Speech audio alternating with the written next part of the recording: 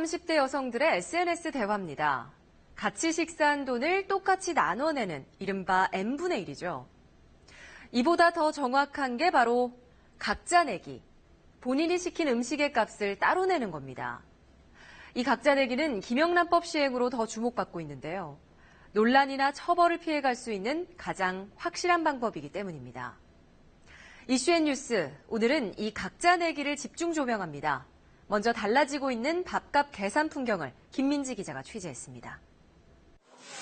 식사를 함께한 일행이 각자 계산대로 향합니다.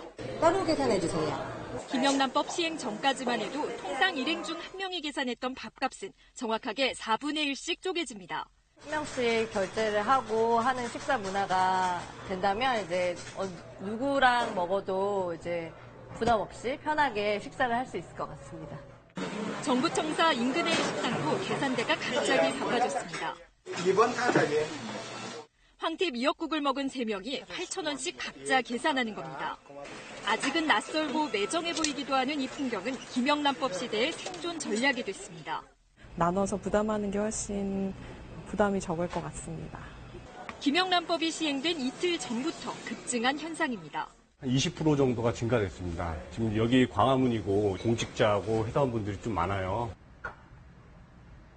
각자 내기를 할 때 계산을 해주는 스마트폰 앱입니다. 저희도 식사를 하고 직접 이 앱을 사용해 보겠습니다.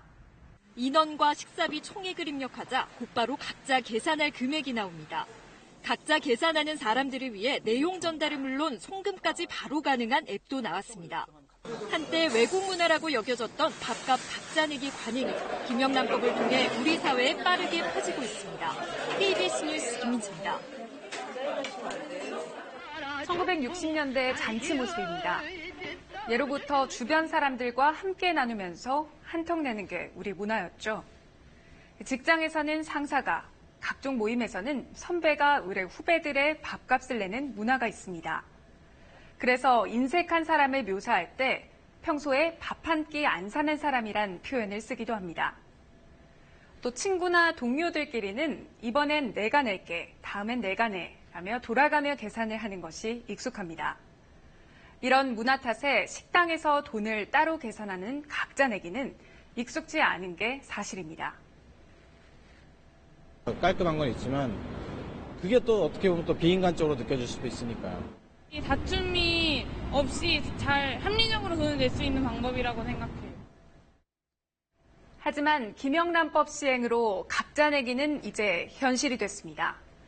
상사가 밥값을 책임지는 관행이 부패로 연결될 소지도 있는 데다 직장인 10명 가운데 4명은 억지로 한턱을 낸 적이 있다고 할 정도로 체면을 중시하는 문화가 부담스럽기 때문입니다. 그럼 이제는 필수가 된 각자 내기 문화가 정착되려면 어떻게 해야 할까요? 김석 기자가 짚어봤습니다. 서울의 한 음식점. 손님들이 자판기에서 음식을 고른 뒤 각자 결제를 합니다. 깔끔하게 내가 먹을 밥만 딱 계산하고 들어가서 먹고 또 결제 없이 바로 나가면 되니까. 이미 식권 자판기가 보편화된 일본에선 밥값은 각자 내는 게 일반적입니다. 미국에선 주문할 때부터 자기가 먹을 음식만 시키고 계산서를 나눠 각자 결제하는 문화가 정착돼 있습니다. Very friendly.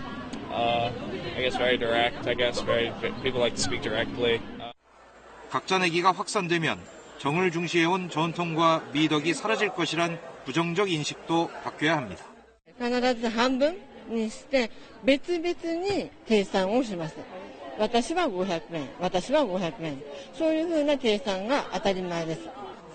김영란법 시행 이후 식당 주인들도 변화에 적응하려는 모습입니다. 실속 있는 메뉴와 서비스로 시대 변화에 적응하고 카드 결제기를 추가 설치하려는 것도 늘고 있습니다. 이제 요즘에 분할 결제를 많이 하시니까 영수증도 아예 따로따로 나오게끔 메뉴 설정을 바꿔놨어요.